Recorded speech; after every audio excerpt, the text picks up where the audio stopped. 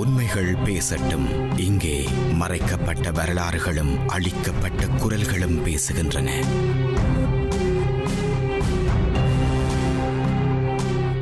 உறவுகள் அனைவருக்கும் அன்பான வணக்கம். மற்றொரு உண்மைகள் பேசட்டும் நிகழ்ச்சியில் அனைவரையுமே சந்திப்பதில் மகிழ்ச்சியாக இருக்கிறது. ஒவ்வொரு நிகழ்ச்சிகளிலும் ஒவ்வொரு உண்மை சம்பவங்களை பேசுவது வழமையாக இருக்கிறது. ஆனால் இந்த நிகழ்ச்சி சற்று வித்தியாசமாக எங்களுடைய சூழல் சார்ந்து நாங்கள் பேசப்போகிறோம். சூழல் சார்ந்து சிந்திக்க வேண்டிய விஷயங்கள் பற்றி பேசப்போகிறோம் உண்மைகள் பேசட்டும் நிகழ்ச்சியில். இந்த நிகழ்ச்சியில் இணைந்து கொண்டு தன்னுடைய கருத்துக்களையும் சமூகம் சார்ந்து எப்படி செயற்பட வேண்டும், எப்படி சமூகம் சார்ந்த மாற்றங்களை இனி வருகின்ற அரசியல்வாதிகள் அல்லது மக்கள் கொண்டு வர வேண்டும் என்பது தொடர்பான விடயங்களை எங்களோடு பகிர தயாராக இருக்கிறார் டாக்டர் சிவகுமார் சுப்பிரமணியம், இளைப்பாறிய பேராசிரியர் அவர்கள். சில விஷயங்களை எங்களோடு முக்கியமான கருத்துக்களை தன்னுடைய சிந்தனைகளை பகிர தயாராக இருக்கிறார். வணக்கத்தோடு வரவேற்றுக் கொள்ளலாம். வணக்கம். வணக்கம். வணக்கம். அண்மை காலமாக இந்த மாநகர சபை அல்லது நகர சபையினுடைய பல திட்டங்கள் வருகிறது, செயற்பாடுகள் வருகிறது. நீங்களும் அவதானித்திருப்பீர்கள். பல்வேறுபட்ட விடயங்களுக்காக பல விஷயங்களை மாற்றுகின்றார்கள். அதே நேரத்தில் இந்த திண்ம கழிவகற்றல் என்பது பாரிய ஒரு பிரச்சனையாக அந்த காலத்திலிருந்து இந்த காலம் வரைக்கும் அது தொடர்ந்து கொண்டே இருக்கிறது. இந்த திண்ம கழிவகற்றல் தொடர்பான விடயத்திற்கு என்ன தீர்வை முன்வைக்கலாம்?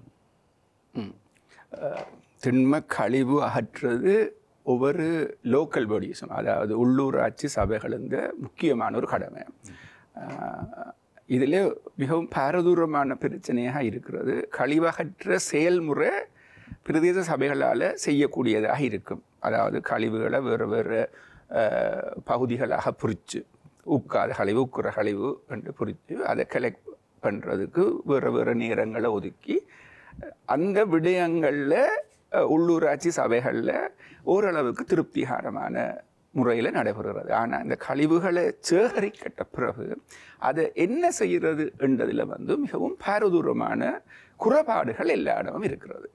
அதுக்கு முக்கிய காரணம் எங்களோட பிரதேச சபைகள் அல்லது எங்களோட மக்கள்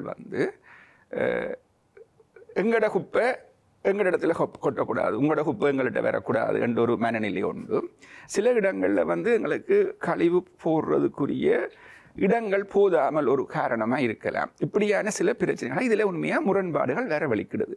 ஆனால் இந்த முரண்பாடுகளை தீர்க்கிறதுக்கு நாங்கள் முழுமையாக அது பிரதேச சபைகளின் கடமை என்று கையை கழுவி விடுறது ஒரு பிழையான ஒரு அப்ரோச்சாக தான் இருக்கும். உண்மையாக இந்த பிரதேச சபைகள் எல்லாரும் மாகாண சபைக்கு கீழே இருக்குது. மாகாண சபையில் உள்ளூராட்சி அமைச்சிருக்குது. உள்ளூராட்சி அமைச்சுக்கு கீழே தான் இந்த பிரதேச சபைகளது நிர்வாகம் வருது. அப்போ கிட்டத்தட்ட இந்த மாகாணம் முழுத்திலுக்குமாக எங்களுக்கு ஒரு மாஸ்டர் பிளான் உண்டு. அதாவது சாலிட் வேஸ்ட் மேனேஜ்மெண்ட்டுக்கு ஒரு மாஸ்டர் பிளான் உண்டு. நாங்கள் செய்து என்ன மாதிரி செய்ய போகிறோம், எங்கே நாங்கள் இதுகளை கொட்ட போகிறோம், எங்கே அந்த கொட்டுனதை என்ன மாதிரி அடுத்த ப்ரொடக்டாக. உண்மையாக கழிவும் ஒரு ரிசோர்ஸ். முந்தின காலத்தில் நாங்கள் கழிவை கொண்டே எரிஞ்சு போடுறோம். ஆனால் இப்போ கழிவை ரிசோர்ஸ் ஆக்குறதுக்கு முறைகள் இருக்குது. அப்போ நாங்கள் அந்த கழிவு முகாமைத்துவத்தில் கழிவை நாங்கள் ரிசோர்ஸ் ஆக்கி அதில் இருந்து ஒரு பொருளாதாரத்தை பெற்றெடுக்கிற ஒரு ஒழுங்கு நாங்கள் அந்த சரியான சின்ன யூனிட்டில் செய்கிறது சரியான கஷ்டம். அதாவது பிரதேச சபைகள் மட்டத்திலே அவை செய்யணும் என்று சொல்கிறது கஷ்டம். அப்போ இது கிட்டத்தட்ட ஓரளவு கொஞ்சம் பெரிய லெவலில் மாகாணத்துக்கு அல்லது மாவட்டத்துக்கு ஏற்ற மாதிரியாக இதை திட்டமிடப்படணும். அப்போ நாங்கள் இதை முழுசாக பிரதேச சபை நிர்வாகத்தில் விடாமல், அதாவது மாகாண சபை இதை பொறுப்படுத்து என்ன மாதிரியான கழிவகற்றல் முகாமைத்துவம் எங்களுக்கு சரி, கலெக்ஷன் வேறு, கலெக்ஷனுக்கு பிறகு வர்றதுல தான் நியாயமான பிரச்சனைகள் இருக்குது. அப்போ அதை நாங்கள் செய்கிறதுக்கு ஒரு ஒழுங்கொண்டு இது வேற செய்யப்பட இல்லை. ஆனால் நான் நினைக்கிறேன் ஒரு 3 வருடங்களுக்கு முன்பு இந்த கொரியன் உதவியோட, அதாவது கொய்கா என்ற திட்டத்துக்கு கீழே ஒரு பெரிய சுகாதார கழிவகற்றல் திட்டம் என்று சொல்லி ஒரு ப்ரப்போசல் ஒன்று அதுக்குரிய சில ஆரம்ப கட்ட வேலைகள் நினைக்கிறேன் டிசைன் மட்டும் அது முடிஞ்சிருந்தது. அவை அது உண்மையாக என்ன மாதிரி பிளான் பண்ண வேலைன்னா, இந்த காங்கேசந்துர சிமெண்ட் ஃபேக்ட்ரி இருக்குல்ல, சிமெண்ட் ஃபேக்ட்ரி இயங்கின காலத்தில் இந்த சுண்ணாம்புக்கல் அகழ்ந்த கணக்கு பெரிய பாரிய குழிகள் இன்றைக்கும் ஒரு பாலடைஞ்ச தன்மையாக இருக்குது. அப்போ அந்த குழிகளை நிரப்புறதுக்கு ஏற்ற மாதிரி அந்த டிசைன் இருந்தது. நான் அந்த டிசைன் சில இடங்கள் என்ன டைம் வந்து சில விடயங்கள் அதில் ஆலோசனைகள் பெற்றவைகள். உண்மையாக என்னென்னா அந்த கழிவை கொண்டே கொட்டும். முதலாவது நாங்கள் அந்த கழிவை நாங்கள் தரம் பிரித்து அதில் நாங்கள் ரோவா பாவிக்கக்கூடிய உரங்கள் பாவிக்கக்கூடியதுக்கு எடுத்தது போக மிச்சதை கொண்டே கொட்ட போகைக்குள்ள கன பிரச்சனைகள் வரும். கழிவை நாங்கள் மேலுக்கு போட வலிக்கிட இந்த வெயிட்டால் அதில் இருந்து ஒரு நீர், அது தனி நீர் என்று சொல்லல, அது ஒரு நச்சு நீர் அல்லது ஒரு கலப்பு நீர் ஒன்று வெளியில் வரும். அப்போ நாங்கள் அதை சும்மா கொண்டே ஒரு இடத்துல போட்டோம் என்றால் என்ன நடக்கும் என்றால் அந்த நீர் வந்து அது சொல்ல லீச் ஆட்டுன்னு சொல்கிறது. அந்த நீர் என்ன செய்யும் என்றால் எங்களோட நிலத்தடி நீரில் வச்சு வந்து நிலத்தடி நீரை கலந்து அந்த பிரச்சனையில் உருவாகும். அப்போ அதுக்காக என்ன செய்யணும்னா நாங்கள் அந்த கீழே வந்து ஒரு ஹைலி இம்பர்மியபிள் ஒரு கிளே லேயர் ஒன்று போட்டு இந்த மேலே நாங்கள் கொட்டை வலி கிடைக்கல, அந்த எவ்வளவு உயரத்துக்கு கொட்ட போகிறோம்ன்றதை வச்சுக்கொண்டு நாங்கள் அந்த திக்னஸை டிசைட் பண்ணலாம். டிசைட் பண்ணி பேர்ந்து அந்த லீச்சாட்டை வெளியில் எடுக்கிறதுக்கு ட்ரெயின்ஸ் சுத்த வர காட்டி அந்த எடுத்த லீச்சாட்டை என்ன செய்கிறேன்டா அது ஒரு பார்ஷல் ட்ரீட்மெண்ட் ஒன்று செய்கிறது. அப்போ சில ட்ரீட்மெண்ட் வந்து சரியான ட்ரீட்மெண்ட்னு சொல்கிறது ஒரு என்னென்னு சொல்கிறது அதில் உள்ள அந்த டாக்ஸிக்னஸை குறைக்கிறது, அதாவது அதில் வர்ற பாதிப்பை குறைக்கிறதுக்கு. அப்போ அதுக்கு 2-3 முறைகள் இருக்குது. ஒன்று வந்து வெட்லேண்டுக்கு அதை அனுப்புறது. வெட்லேண்டுன்னா ஒரு சின்ன டிப்ரெஷனாக தண்ணி இருக்குமே இருந்தால் இது அதில் ஒரு பள்ளம் இருக்குமா இருந்தால் இது அந்த பள்ளத்துக்கு அனுப்புறது. ஏன்னா அது அதில் கொஞ்சம் காலம் இருக்கேக்கில் அந்த பாக்டீரியல் ஆக்டிவிட்டியால் இதில் உள்ள நஞ்சு தன்மைகள் எல்லாம் டிபாசிட் பண்ணப்பட்டுரும். இப்போ இந்த வெளியில் வர்ற தண்ணியில் கம்பேரேட்டிவ்லி லெஸ் ஹார்ம் தண்ணி வெளியில் வரும். அது 2 விதமாக செய்யலாம். ஒன்று நேச்சுரல் வெட்லேண்டுன்னு சொல்கிறேன், அல்லது கன்ஸ்ட்ரக்டட் வெட்லேண்டுன்னு நாங்கள் கட்டியே அதில் செய்யலாம். கிட்டத்தட்ட அந்த ஒரு ட்ரீட்மெண்ட்டோட சேர்த்து தான் அந்த குயிக் ப்ராஜெக்ட் இருந்தது. ஆனால் வழக்கம் போல் எங்கள்கிட்ட அந்த ஆன்டி ப்ராஜெக்ட் ஆட்டிடியூட் ஒன்று இருக்குது. அதாவது என்ன, எங்களோட குப்பையை கொண்டு வந்து ஏன் காங்கேசந்துறையில் கொட்டணும், அந்த கிழங்கு குளியல் வளகல நுழம்பு பெருங்குது, தண்ணி நிற்கிது, அதில் வேறு அழிவுகள் இருக்குது, அதை பற்றி நாங்கள் கதைக்கையில். ஆனால் இப்படி ஒரு ப்ரொஜெக்ட் வருதுன்ற உடனே அது கோயிலுக்கு கிட்ட இருக்குது, மனம் பெறும், அந்த மாதிரியான அது ஒரு அரசியல்மயப்படுத்தப்பட்ட விடயமாக எனக்கு அது அரசியல் மயப்படுத்தப்பட்டு சொல்றது அல்லது அந்த சொசைட்டியை நாங்கள் அப்படி உருவாக்கி வச்சிருக்கிறோமோ தெரியல. எங்களோட சொசைட்டி கிட்டத்தட்ட அந்த எண்ணத்தையும் எதிர்க்கிறது அல்லது அந்த எதிர்க்கிறத விற்கிறதுக்கு. அப்போ நாங்கள் ஒன்று எதிர்க்கிறோம் என்றால் அந்த எதிர்க்கிறத சப்போர்ட் பண்ணுறதுக்கு தான் நீங்கள் சொல்கிற அந்த அரசியல் மயம் அல்லது தேசிய மயம் அப்படியான ஒரு தன்மையை உருவாக்கி அதை நாங்கள் இப்போ சில நேரங்களில் அதில் கழிவை செய்ய வலிக்கிட்டே இது ஆமிக்காமல் கழிவு போடுறபடியே தான் செய்யணும்னு டக்குன்னு நாங்கள் அதை அந்த பக்கம் திருப்பி விடுறோம். அது வந்து எங்கள்கிட்ட ஒரு பிள்ளையான ஒரு ஒரு ஒரு ஒரு ஒரு நெகட்டிவ் ஃபோபியா உண்டு. நெகட்டிவ் அந்த இது ஒன்று எங்கள்கிட்ட இருக்குது. அதாலேயே என்னமோ அந்த ப்ரொஜெக்ட் எடுத்துட்டு நடைபெறாமல் போடுது. ஆனால் இலங்கை முழுக்க பெரிய பெரிய சிட்டிஸில் வந்து பெரிய திட்டமாக இந்த கழிவகற்ற முகாமத்துவம் இருக்கும். மற்றது இதில் நியாயமான ரெவென்யூ வந்து அந்தந்த சபைகளுக்கு போகக்கூடிய மாதிரி. இப்போ கண்டியில் எடுத்திங்கன்னா கோவாகொடையில் இருக்குது, கொழும்பு எடுத்திங்கன்னா நியாயமான இடங்களில் இந்த இதில் சில இடங்களில் நான் நினைக்கிறேன் அட்வான்ஸ் அவைகள் வந்து பெரிய கண்ட்ராக்ட் எடுத்து இதை செய்யணும், ஆக்களை போட்டு கலெக்ட் பண்ணி செய்யணும். ஒரு ரெவென்யூ தருகிற ஒரு திட்டத்தை எங்களால் இங்கே ஏன் வடக்குக்கு செய்யலை. இதை நாங்கள் மாகாண சபை மூலமோ லோக்கல் கவர்மெண்ட், அதாவது department of commissioner of local government அவைகளுக்கு கீழே டெபுட்டி கமிஷனர் மாதிரி இருக்கு நம்ம ஒவ்வொரு மாவட்டத்திலையும். அப்போ அவைகள் இதை பொருட்படுத்தி இதை செய்தால் இந்த பிரதேச சபைகள் வந்து கிட்டத்தட்ட எங்களோட பிரதேச சபைகளும் வந்து ஒரு சரியான ஒரு ஆளுமை உள்ள ஆக்களை நாங்கள் தெரிவு செய்ய இல்லைன்னா இது கிட்டத்தட்ட நாங்கள் மக்களை குறை சொல்கிறதோ அதுக்கு அவைகளை நியமித்தவைகளை குறை சொல்கிறதோ தெரிய இல்லை. ஆளுமை இல்லாதவர்கள் என்று நீங்கள் சொல்லுவது அதாவது இப்படியாக சிந்தனை செய்து ஒரு திட்டத்தை அமுல்படுத்துவதோ நாங்களும் 2-3 நாளாக பார்க்குறோம், ஒரு கிழமையாக பார்க்குறோம். மானிப்ப பிரதேச சபையில் பிரச்சனை, பருத்தித்துறை பிரதேச சபையில் பிரச்சனை, நல்லூர் பிரதேச சபையில் பிரச்சனை, முனிசிபல் கவுன்சிலில் பிரச்சனை. அப்போ இது என்னதை காட்டுது என்றால் நாங்கள் மக்களால் தெரிவு செய்யப்பட்டு பிரதேசத்திருந்த அபிவிருத்தி, பிரதேசத்திருந்த சில விடயங்களை பிரதேசத்தில் செய்ய வேண்டிய எங்களோட விடயங்களை நாங்கள் அவைகள்ட்ட பொறுப்பு கொடுத்துருக்கிறோம். ஆனால் பொறுப்பை எடுத்தவைகள் செய்ய வேண்டிய வேலையை விட செய்ய தேவையில்லாத சில விடயங்களுக்குள்ள தங்களுக்குள்ளே பிரச்சனை பட்டு கொண்டு இருக்கிற ஒரு நிலையை ஒன்றை நாங்கள் காண்கிறோம். அப்போ கிட்டத்தட்ட அப்போ இதுகள் எல்லாத்தையும் இந்த local government, ministry of local government அல்லது டிபார்ட்மெண்ட் ஆஃப் லோக்கல் கவர்மெண்ட் ஓரளவுக்கு கவர் பண்ணும். சட்டமூலங்கள் கணக்கே இருக்குது, சில அதிகாரங்கள் பரவலாக்கப்பட்டு இருக்குது. ஆனால் பரவலாக்கப்பட்ட அதிகாரங்களை அவை சரியாக செய்யணுமோ ஒன்று மானிட்டர் பண்ணி அவைகளுக்கு மற்றது மானிட்டர் பண்ணி நாங்கள் ஒரு அதிகாரத்தை செய்யணும் செலுத்தணும் இல்லை, அவைகளுக்கு விழிப்புணர்ச்சி அவைகள் இந்த உண்மையான டியூட்டிகளை சொல்லி எப்படி செய்ய வேணும் என்ற விடயங்களை அவைகளுக்கு கொடுத்திருந்தால் நினைக்கையில இந்த பிரச்சனைகள் வருமெண்டு. அடுத்தது இந்த திட்டங்களையும் நாங்கள் போடலாம், அந்த சஸ்டைனபிலிட்டியை பற்றி நாங்கள் ஒரு நாளும் பார்க்குறோம் இல்லை. அதாவது திட்டம் ஒன்றை செய்தால் அந்த திட்டத்தின் ஃபண்டிங்கோ அல்லது அந்த திட்ட நடைமுறைப்படுத்தினதுக்கு பிறகு அது தொடர்ந்து போகிறதுக்குரிய நிலையை நாங்கள் பார்க்குறோம் இல்லை. அதாலேயும் கன இடங்களில் பிரச்சனைகள் வருது. இப்படியான பிரச்சனைகளால் தான் எங்களோட கழிவு முகாமத்துவம் என்னை பொறுத்தவரை நான் கழிவு கலெக்ட் பண்ணுறதுலே குறை சொல்ல மாட்டேன். என்றால் ரீசனபிளி தே ஆர் டூயிங். அது சில இடங்களில் குறைபாடுகள் தவறு இருந்தாலும் அந்த முகாமத்துவத்தில் பிள்ளையாக இருக்கும். அண்மையில் கூட நான் நினைக்கிறேன் நல்லூர் பிரதேச சபையில் இங்கே பூம்புகாரில் நாங்கள் நெடுக கழிவுகளை ஒரு இடத்துல போட்டு கொண்டு வரையக்குள்ள ஒன்று இந்த லோட் பண்ணி லீச்சாட் வர்றது, அந்த லீச்சாட் வந்து கிரவுண்ட் வாட்டரை பாதிக்கிறது ஒரு நிலை ஒன்று இருக்குது. மற்றது அந்த நீங்கள் இந்த கழிவிலிருந்து வெளியிற மீதேன் வந்து எரியக்கூடியது, இலகுவில் எரியக்கூடியது. இப்போ ஒன்றில் மீதேன் வந்து எரிஞ்சுதோ அல்லது அந்த இடத்துல அது செய்யக்கூடாதுன்றதுக்காக எரிக்கப்பட்டதோ தெரியல. 2 தரமோ 3 தரம் வந்து எங்களோட திரும்ப கழிவு சேகரிக்கிற இடத்துல தீப்பரவினது.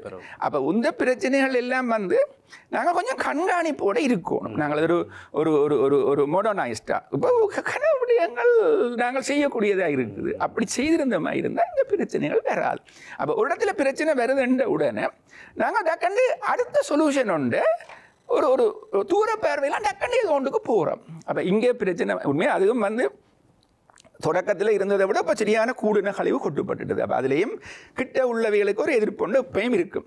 எந்த இடத்துல குப்பை கொண்டு போடியணும். இப்போ பொம்மை நினைக்கிறேன் என்ன முனிசிபல் கவுன்சில் குப்பை போடுறோம், அங்கேயும் அவைகள் குப்பை போடையக்குள்ளே அதை எரிஞ்சதுனால் அதில் பிரச்சனை வந்து நவாலி பக்கத்தில் பிரச்சனை கொடுக்குது. அப்போ அவைகளும் அதை கொஞ்சம் இருக்கிற மாதிரி. அப்போ இதுகளெல்லாம் வந்து நாங்கள் ஒழுங்காக முகாமப்படுத்துவோமாக இருந்தால் இந்த பிரச்சனைகள் வராது. இப்போ நாங்கள் மற்றது எங்கள்கிட்ட என்னென்றால் நாங்கள் எங்களோட பிரதேச சபையில் சரி முனிசிபல் கவுன்சிலில் சரி நாங்கள் ஒரு 15 வருஷமோ இல்லை 25 வருஷத்துக்கு எங்கட நிலத்தை என்ன செய்ய போகிறோம் என்ற ஒரு திட்டம் இல்லை.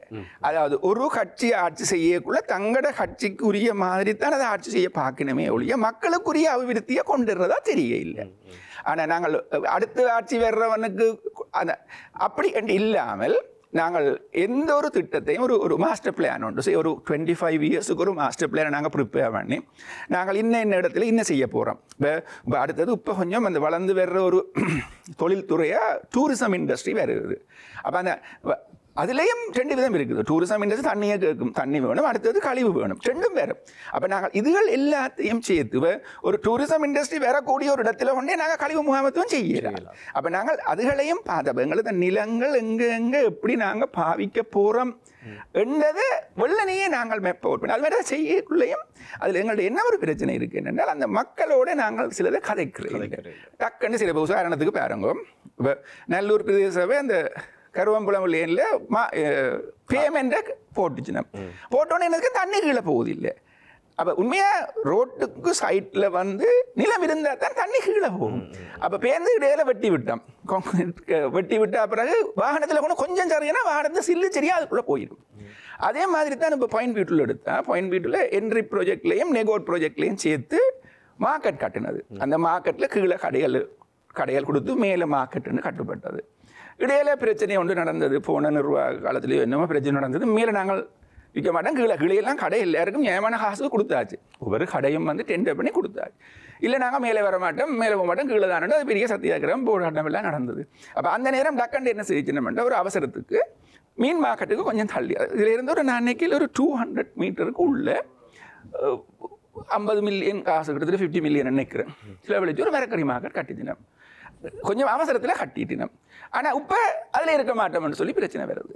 அப்போ நாங்கள் வெள்ளனையே சில திட்டங்களை எங்கெங்கே என்ன செய்கிறோம்னு செய்திருந்தால் இங்கே ஒரு பிரச்சனை வந்தால் நாங்கள் மரக்கறி மார்க்கெட் எங்கே போடலாம்னு வெள்ளனையே பிளான் எங்களுக்கு இருந்தால் சுகமாக நாங்கள் அங்கே போடலாம். அல்லது மற்ற இந்த டிமாண்டில் வந்து நாங்கள் போக மாட்டோம் மார்க்கெட்டுக்குன்னு சொல்லி அதிலேயே நாங்கள் சத்தியாகிரகம் செய்து நாங்கள் ஒரு பொசிஷனை மாற்றினமாக இருந்தால் அங்கேயும் மாட்டோம்னு என்ன ஒரு கேட்பேன். அதுக்கு வேணால் அதுவும் மாட்டோம். நாங்கள் சில விடயங்களை வந்து கொஞ்சம் வடிவாக அணுகப்படணும். இதே மாதிரி இப்போ என்ன சொல்கிறது, நல்லூர் பிரதேச சபையில் ஒரு டூரிசம் இண்டஸ்ட்ரி டெவலப் பண்ணக்கூடிய இடத்துல கொண்டே இப்போ கழிவகற்றுறதுக்கு சில ஒழுங்குகள் செய்யப்பட்டு கிடக்குது. அதே நேரம் நீங்கள் இப்போ வெள்ளத்துறை எடுத்தீங்கன்னா அவைகள் வந்து கரம்பாவளி நினைக்கிறேன் அது ஒரு கிட்டத்தட்ட ஒரு பழைய ஹிஸ்டோரிக் இடங்கள். அது ஒரு 1800 சொச்சம் ஆண்டுகளில் ஒரு இடைச்சி, ஒரு பொம்பளை இடைச்சியால் கல்லில் பொழியப்பட்ட கிணறுகள், இந்த இடையர் ஆடு மாடு தண்ணி குடிக்கிறதுக்கு அப்படியான சில இன்றைக்கும் சரித்திர சான்று மற்ற ஆவுரஞ்சி கல் எல்லாம் இருக்கிற இடத்துக்கு கிட்ட கொண்டு நாங்கள் குப்பையை ஒரு ட்ரீட்மெண்ட்டும் இல்லாமல் கொட்டுறோம்.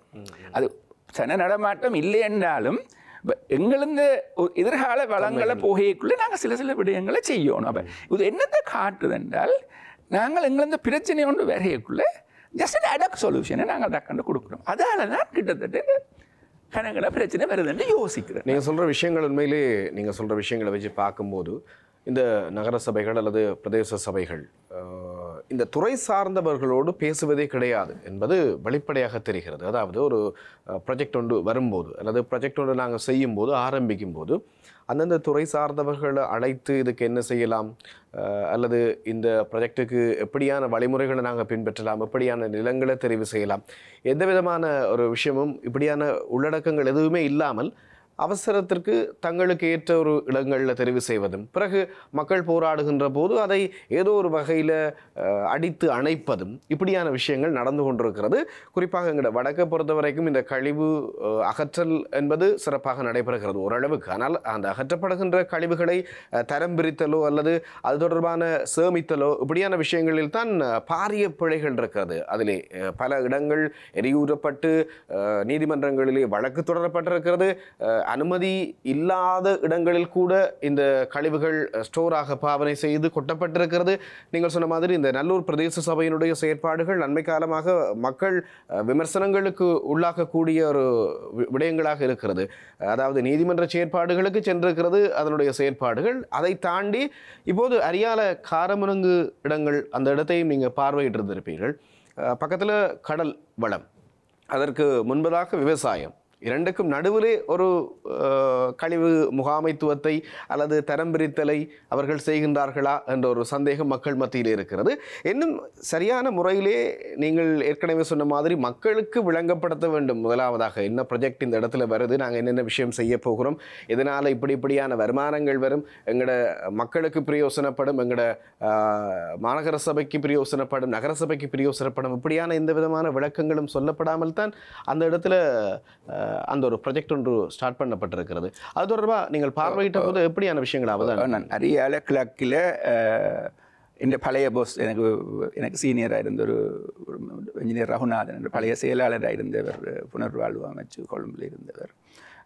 அவர்கிட்ட ரிக்வெஸ்ட்டும் என்ன ஒரு பொறியியலாளர் எனக்கு சீனியரான அவர் 2 பேர்கிட்ட ரிக்வெஸ்ட்டையும் கேட்டு நான் அந்த இடத்துக்கு போய் பார்த்தேன். நான் அது கிட்டத்தட்ட கடலில் இருந்தது. அது உண்மையாக என்னென்னா நல்ல ஒரு அழகிய கடற்கரை, நல்ல ஒரு அழகிய கடற்கரை, ஷலோ ஆனது, மற்றது பாறை இல்லாத. நல்ல வரைபடத்தை எடுத்து பார்ப்போமாக இருந்தால் அந்த வரைபடத்தில் அரியாலை காரைமுனங்கு என்று சொல்லப்படுகின்ற அந்த பகுதி சுற்றுலாத்துறைக்கு அந்த அளவுக்கு நான் அந்த இடம் முழுக்க நடந்து பார்த்தேன், அந்த முழு இடமும் போய் பார்த்தேன். நான் மிகவும் ஒரு அழகான ஒரு கடற்கரை. எங்களுக்கு இப்போ கஷ்வரீனாக்கு போகிறத விட நல்ல ஒரு கடற்கரை. அது ஏன் அந்த இடங்கள் அடையாளப்படுத்தப்படையில் என்ற ஒரு கவலையாக இருந்தது. அதில் ஒரு சுடலை ஒன்று இருக்குது. இந்த ரோட் வந்து முடிகிற இடத்துல வந்து ஒரு சுடலை ஒன்று இருக்குது. சுடலையும் கடலும் கிட்டத்தட்ட ஒரு 25 மீட்டருக்குள்ளே இருக்கும். அந்த சுடலைக்கு ஒரு எல்லையாக மிகவும் மிகவும் அந்த பாதுகாக்கப்பட்ட சுற்றுமதில் அமைக்கப்பட்டு, உயரமான சுற்றுமதில் அமைக்கப்பட்டு 2 கட்டிடங்கள், 2 காணிகள் அடையாளப்படுத்தப்பட்டிருக்குது. ஒரு காணியில் வந்து டம்புக்குரிய சைட், அதாவது டம்பிங் சைட் மாதிரி தான் அது பார்த்தேன். நாங்கள் தொடர்ந்து உள்ள போய் பார்த்தேன். நான் பார்த்தா கிரவல் அரவாசி இடத்துக்கு கிரவல் போட்டு கம்பேக் பண்ணி கிடக்கு. மிச்ச இடம் அப்படியே பாலடைஞ்ச நிலம் மாதிரி இருக்குது. அதில் கொஞ்சம் குப்பை போடுப்பட்டிருக்கு. ஒரு ட்ரீட்மெண்ட்டுக்குரிய ஒரு அந்த நான் சொன்னது மாதிரி அந்த லீச்சாட்டுக்கு என்ன சொல்கிறது, இம்பர்வியஸ் லேயர், கிளியர் லேயர் போட்டு அப்படி ஒன்றும் செய்யலை. லீச்சாட்டை கனெக்ட் பண்ணி அதில் டம்ப் பண்ணால் என்ன நடக்கும்னா அந்த லீச்சாட் முழுக்க கடலுக்கு தான் போகும். ஆனால் அது வந்து அந்த கடல் வாழ் எக்கோ சிஸ்டத்தையும் குழப்பும். அதே நேரம் அந்த கடலை நல்ல ஒரு கடல் பார்க்கணும். ஒரு மிக அடுத்த பக்கம் பார்த்தா அந்த காற்றாடி எல்லாம் தெரியுது. அடுத்த பக்கம் நினைக்கிறேன் கௌதாரி மொழி நினைக்கிறேன். நாங்கள் கௌதாரி மொழி மற்றது மிகவும் நீளமான ஒரு கம்பேரிட்டிவ்லி மிகவும் நீளமான ஒரு குறைஞ்சது 5 கிலோமீட்டர் நீளமான ஒரு ஆழம் குறைஞ்ச பாறையற்ற கடலுக்கு கிட்டத்தட்ட நடுவுக்கு கிட்ட இந்த இது வருது. மற்ற கட்டிடத்தில் வந்து ஒரு டியூப் பெல் அடிச்சிருக்குது, ஒரு வாட்டர் டேங்க் ஒன்று கட்டுப்பட்டு இருக்குது, 2 கட்டிடம் கட்டுப்படுது. ஒன்று நிர்வாகத்துக்கு கட்டிடம் கட்டுப்படுது, ஒன்று வந்து தரம் பிரித்தலுக்குரிய கட்டிடம் ஒன்று கட்டுப்பட்டு குறையில இருக்குது. கிட்டத்தட்ட சொல்லப்பட்டது 10 மெட்ரிக் டன் அநேகமாக வீக்கில் வீக்கு அது கூட கலெக்ட் பண்ணப்படும்னு சொல்லி அதுக்கு ஏற்ற மாதிரி செய்யப்பட்டிருக்கிற மாதிரி தான் சொல்லப்பட்டிருக்கு. ஆனால் எனக்கு அந்த சும்மா எந்த பார்வையில் ஒரு மேல் பார்வையில் அந்த அளவுக்குரிய கெப்பாசிட்டி அது இருக்கிற மாதிரி தெரிய இல்லை. ஆனால் இந்த கட்டுமானம் மிகவும் ஸ்ட்ராங்காக அந்த சுத்தவரை எல்லை போட்டு கட்டுக்கான அந்த செய்யக்குள்ள அந்த சுடலைக்கும் ஒரு எல்லை போட்டிருந்தா நல்ல அழகாக இருந்திருக்கும். அந்த சுலகையை அப்படியே விட்டுட்டு அதுக்கு பக்கத்தில் கட்டுப்பட்டு இருக்குது.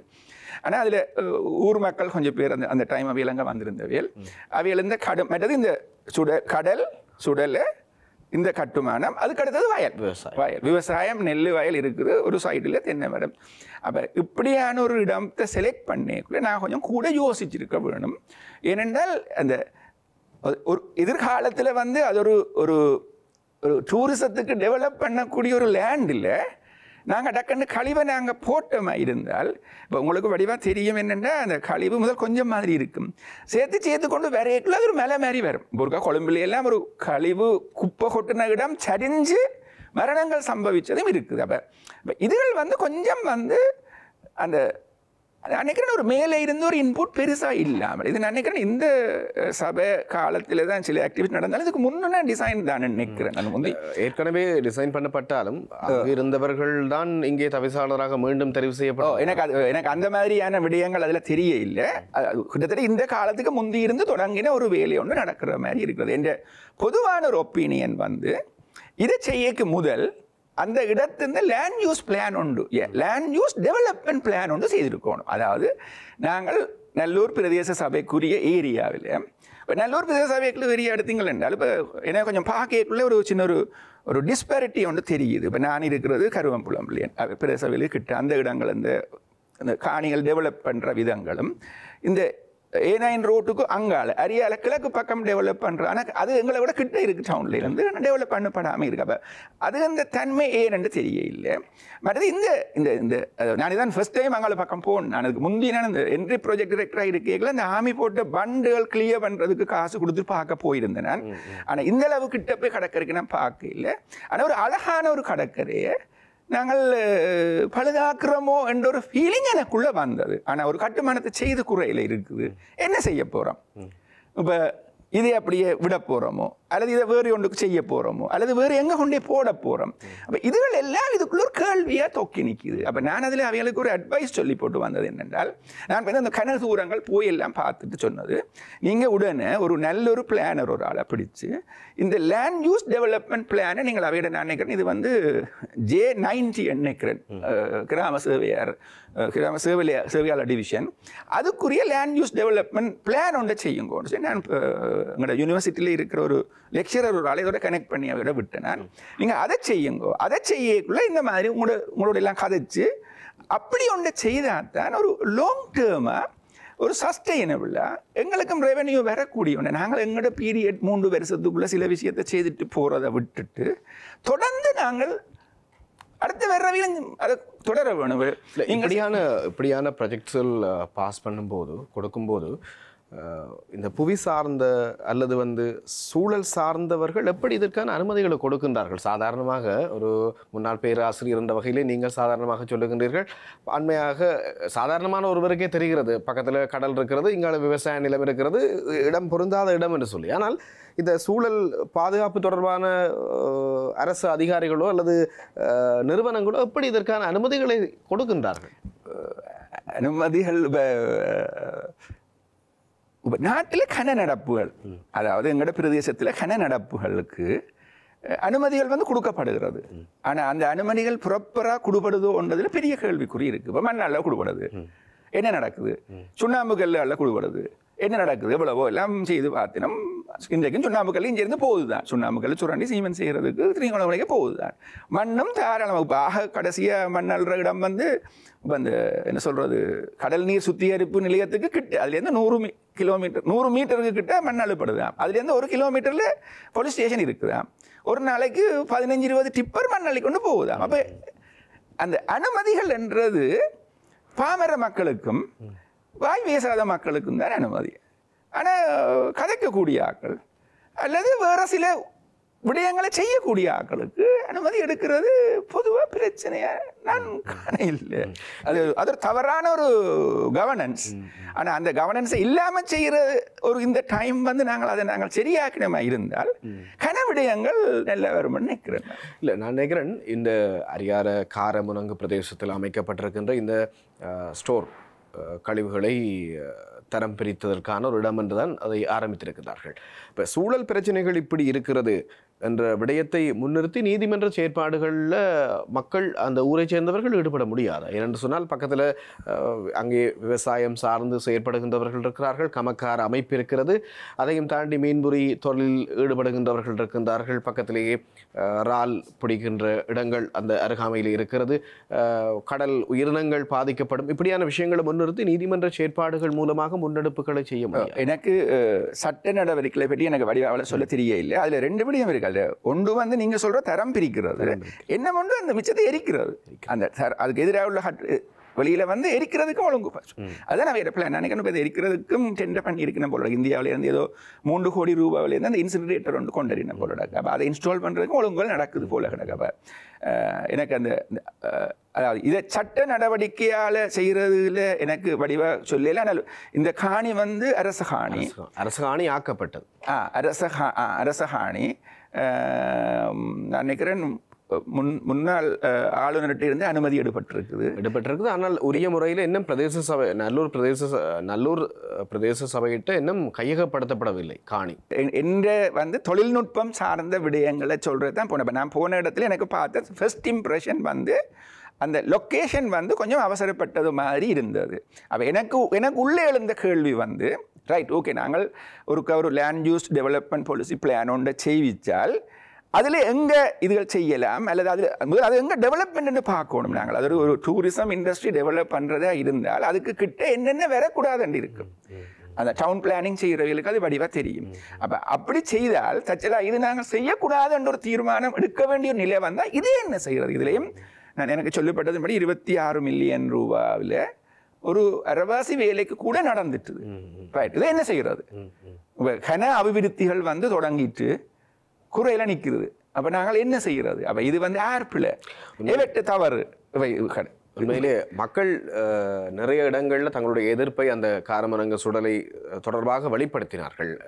அந்த ஆரம்பிக்கப்பட்ட நாளிலிருந்து தங்களுடைய எதிர்ப்பை வெளிப்படுத்தி கொண்டு தான் இருக்கின்றார்கள். ஏன் பிரதேச சபையிடம், நல்லூர் பிரதேச சபையிடம் நாங்கள் பல கேள்விகளோடு தயாரானோம் கேட்பதற்கு, அவர்கள் பதில் சொல்வதற்கு தயாராக இல்லை. நாங்கள் இதை பற்றி என்ன சொல்வது என்ற ஒரு பதில் தான் அவர்களிடமிருந்து கிடைக்கப்பட்டது. பதில் சொல்லுகின்றார்கள் இல்லை. ஒரு சிஸ்டம் இருக்கிறது, அதாவது அரச ஒரு இயந்திரம் இருக்கிறது. ஒரு பந்தை நான் இப்போது உங்கள்கிட்ட தருகிறேன், நீங்கள் உங்களிடம் கேள்வி கேட்கும் போது இன்னொருவரிடம் அப்படியே கொடுப்பீர்கள். அப்படியாகத்தான் அந்த மக்கள் அலக்களிக்கப்பட்டு கொண்டிருக்கிறார்கள். இதுதான் கடந்த ஒரு வருடமாக அங்கே நடைபெற்று கொண்டிருக்கிறது. இப்போது வேலைகள் ஓரளவுக்கு முடிகிறது என்ற சொற்பதங்கள் பாவிக்கப்பட்டு கொண்டிருக்கிறது. மாற்று வழியாக அந்த இடத்துல நாங்கள் டூரிசம் ஒரு சில ஹோட்டல்ஸ் அங்கே இப்போது ஆரம்பித்திருக்கின்றார்கள். அதையும் தாண்டி சுற்றுலா பயணிகள் மெல்ல மெல்ல அங்கே போக ஆரம்பித்திருக்கின்றார்கள். ஒரு ரம்மியமான ஆழம் குறைந்த ஒரு கடல். எனக்கு உண்மையாக மிகவும் ஒரு சந்தோஷமா இருந்தது. இப்படி ஒரு இடம் எங்களுக்கு இருக்குது. நாங்கள் கஷோரினா பீச்சை தவிர எங்களுக்கு பெருசாக தெரியாது. நாங்கள் எங்களுக்கு எந்த இடம் பருத்துறையிலேயும் எங்களுக்கு ஒரு கடற்கரை இருந்தது. அது இப்போ அந்த கடற்கரை இராணுவ நேவி இருக்கிறதால அதுவும் பாவனையில் இல்லை. மாற்று வழியாக அங்கே வேற என்ன தொழில்துறைகளை அங்கே அந்த கட்டடத்துக்குள்ளே அல்லது அந்த ப்ராஜெக்டுக்குள்ளே நாங்கள் மாற்று வழியாக என்னத்தை தொழில்துறை என்று உடனே பக்கத்தில் சுடலை ஒன்று இருக்கு. அப்போ சுடலைக்கு கிட்ட வந்து ஒரு பொதுமக்களுக்குரிய ஒரு நிறுவனத்தை நாங்கள் கொண்டுறது சரியான கஷ்டமாக தான் இருக்கும். மிஞ்சி போனால் ஒரு ஸ்டோரேஜ் ஏதோ ஒரு பெரிய ஒரு ஸ்டோரிங் அப்படியான ஒன்றை நோக்கி நாங்கள் போகலாமே ஒழிய, ஏனென்றால் ஒரு கட்டிடத்திலிருந்து ஒரு எல்லை சுடலை. அந்த இன்னொரு கவலையாக இருந்தது என்னென்றால் இவ்வளவு மதிலெல்லாம் கட்டிக்கலாம், அந்த சுடலைக்கும் சேர்த்து ஒரு மதில கட்டியிருந்தால் இன்னும் கொஞ்சம் அழகாக இருந்திருக்கும். அந்த இடத்தை நாங்கள் இன்னும் கொஞ்சம் ஒரு அட்ராக்ஷனுக்கு கொண்டிருக்கலாம்.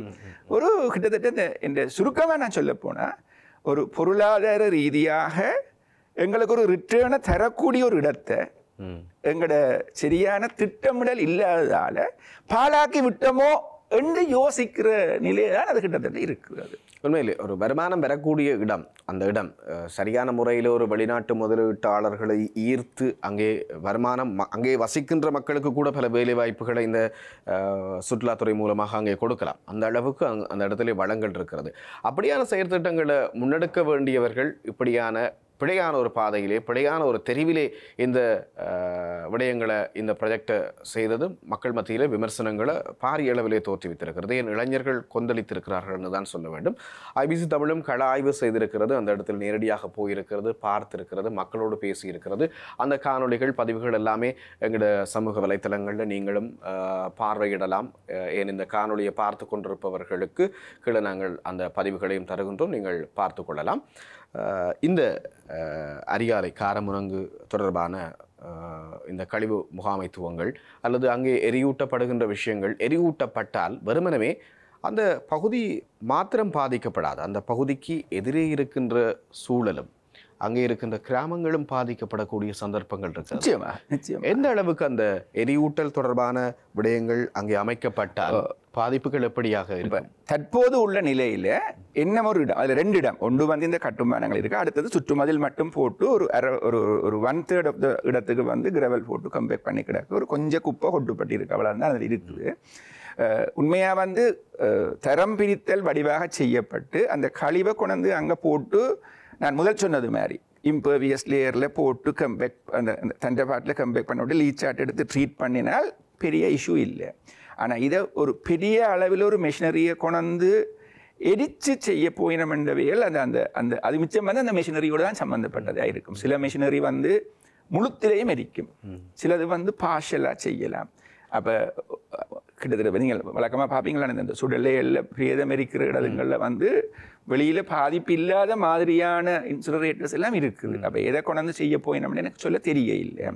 அப்போ இதுகள் எல்லாம் வந்து ஒரு அளவுக்கு இந்த மக்கள் இந்த பங்களிப்போட, மக்கள் இந்த விருப்பத்தோடு செய்தால் இதுகள் பெருசாக பிரச்சனை வராது. இந்த கன இடங்களில் எங்களில் உள்ள பிரச்சனை வந்து மக்கள் இந்த விருப்பத்துக்கு பெருசாக சர்வீஸ் ஆயிக்காமல் எங்களோட அதிகாரத்தை பாவித்து நாங்கள் செய்ய பார்க்குறதால தான் இந்த பிரச்சனைகள் வரவழிக்கிறது. அப்போ நான் சும்மா ஒரு ரெண்டமாக அந்த ஆக்களை கேட்டேன், நீங்கள் இந்த இப்படி அதில் வந்து இந்த கொஞ்சம் ஆக்கள் வந்து 2 வேலை இப்போ கேட்டால் அவ சொல்லி நாங்களும் சில பல பிள்ளைகள் எங்களில் இருக்கலாம், சில நேரம் கட்டிடங்கள், காணிகள், வீடுகள் கட்டுறதுக்கு இப்போ சிவருக்கு மதியத்துக்கு பெர்மிஷன் எடுத்திருப்போம், அதுகளுக்கு வந்து பெர்மிஷன் இல்லாமல் கட்டியிருப்போம். எங்களுக்கு சில இடங்களில் நெருக்கடிகள் வரலாம் என்று பயத்திலேயே நாங்கள் கொஞ்சம் ஒதுங்கி இருக்கிறோம் மட்டும் கூட சொல்லினோம் ஆக்களை. அது வந்து ஒரு பிழையான அப்ரோச். அதாவது நாங்கள் தெரிவு செய்யப்பட்ட ஒரு பிரதேச நிர்வாகம் எங்களந்த ஒரு தேவை அல்லது எங்களுக்கு பாதிப்பு தரும் என்று சொல்கிற ஒரு விடயத்தில் நாங்கள் ஒரு ப்ரொட்டஸ்ட் பண்ணினால் எங்களோட முன் சரித்திரத்தில் வச்சுக்கொண்டு எங்களை ஒரு பிழையை பிடிச்சி எங்களை கொஞ்சம் என்னென்னு சொல்கிறது ப்ரெஷரை கொடுத்து எங்களை அதுலேருந்து ஒதுங்க வைக்கிறது வந்து ஒரு பிழையான அப்ரோச் ஒன்று தான் நினைக்கிறேன். அது வந்து ஒரு மக்களால் தெரிவு செய்யப்பட்ட சபை வந்து செய்கிற ஒரு நாகரிகமான முறை இல்லை. ரைட்.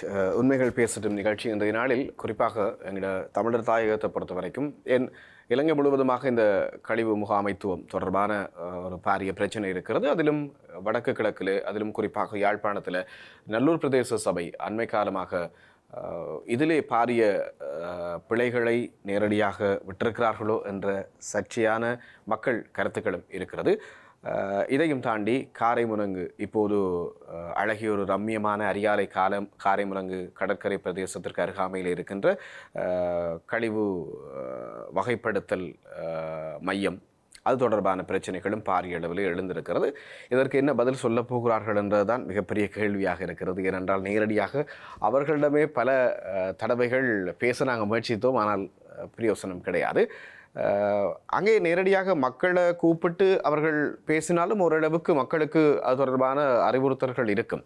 ஆனால் சனசமூக நிலையங்களில் அங்கே போயிருக்கிறார்கள். அங்கே சாதாரணமாக அவர்களுடைய ஆட்களை வைத்துக்கொண்டு ஒரு கூட்டம் மாதிரி ஒன்றை கூடி வேறொரு விடயத்தை பேசி நாங்கள் இதைத்தான் பேசினோம் என்ற மாதிரி ஒரு பிம்பத்தை காண்பிக்கின்றார்கள். இது தவறான விஷயம். உண்மையிலே ஊடகம் என்ற ரீதியிலே தவறுகளை சுட்டிக்காட்டுவது எங்களுடைய கடமை. தனிப்பட்ட நபர்களுடைய விருப்பு வெறுப்புகள் இருக்கட்டும், ஆனால் சமூகம் எங்கெல்லாம் பாதிக்கப்படுகிறதோ அது அந்த பாதிப்புகளை தட்டி கேட்க வேண்டிய பொறுப்பு ஒரு ஊடகத்திற்கு இருக்கிறது, அந்த பொறுப்பு எங்களுடைய ஊடகத்திற்கும் இருக்கிறது என்ற விடயத்தையும் இந்த நேரத்தில் பதிவு செய்து கொண்டு இன்றைய நாளிலும் நிகழ்ச்சியில் இணைந்து பல விஷயங்களை எங்களோடு பகிர்ந்து கொண்டார். இந்த காரைமுனங்கு கழிவகற்றல் மையத்திற்கு நேரடியாக சென்று அங்கே இருக்கக்கூடிய சிக்கல்கள், இடர்பாடுகள், மக்கள் அடுத்த கட்டமாக என்ன செய்ய வேண்டும், இப்படியான பல விஷயங்களை அங்கே இருக்கின்றவர்களோடு கலந்துரையாடி எங்களோடும் இந்த நேரத்தில் இந்த காணொளி மூலமாக சில விஷயங்களை பகிர்ந்து கொண்டீங்க. உண்மையிலே நன்றி. நன்றி. இன்னொரு சந்தர்ப்பத்தில் ஆழமான பல விஷயங்களை பேராசிரியரோடு நாங்கள் பேசலாம். நன்றி. உண்மைகள் பேசட்டும். இங்கே மறைக்கப்பட்ட வரலாறுகளும் அழிக்கப்பட்ட குரல்களும் பேசுகின்றன.